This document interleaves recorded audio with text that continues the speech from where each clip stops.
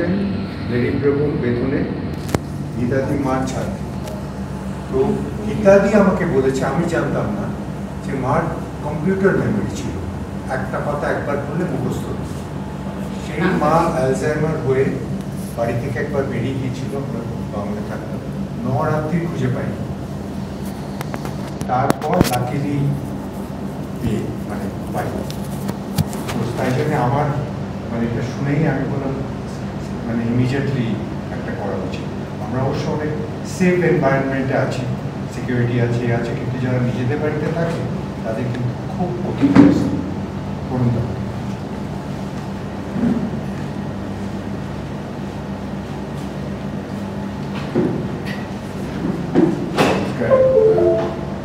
আমাদের এখানে মানে সপ্তপর্ণে একটা আলাদা নাম হয়ে গেছে বাইরে, বৃদ্ধাশ্রম।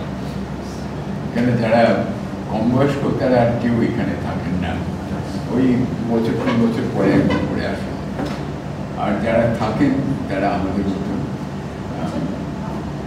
বয়স হলে পরে ভুলে যাওয়াটা কিন্তু স্বাভাবিক, এটা মানে এটা অনিবার্য। যাদের অত্যন্ত মেধা স্মৃতিশক্তি তাদেরও বয়সে আস্তে আস্তে, unless you are Amartya Sen or somebody like that. মানে অমর্ত্য সেন এখনো আমি মানে বছর 2-3 আগেও একটা টক he gave close to an hour. An incredible memory. He was quoting left, right and center from everywhere. কম বয়সে সব কিছু উনি বলছিলেন। So there are exceptions, I think. কিন্তু by and large বছর মানে বয়সের সঙ্গে কিন্তু ভুলে যাওয়ার একটা সম্পর্ক রয়েছে। আমাকে মানে একজন বলেছিলেন যে actually when we don't know this, the human brain grows only up to the age of 24. After that it gets static and then it starts shrinking very slowly. There is a constriction, এবং বেশি বয়সে কনস্ট্রিকশনটা বেশি হয়, তখন বেশ কিছু sales চাপা পড়ে যায়। যেই সব সেলস চাপা পড়ে সেগুলোর মধ্যে যদি মেমোরি সেলস থাকে হয়। দেখে আমি যারা অভিজ্ঞ ব্যক্তি, যারা স্পেশালিস্ট এক্সপার্টস, তাদের আনা হয়েছে।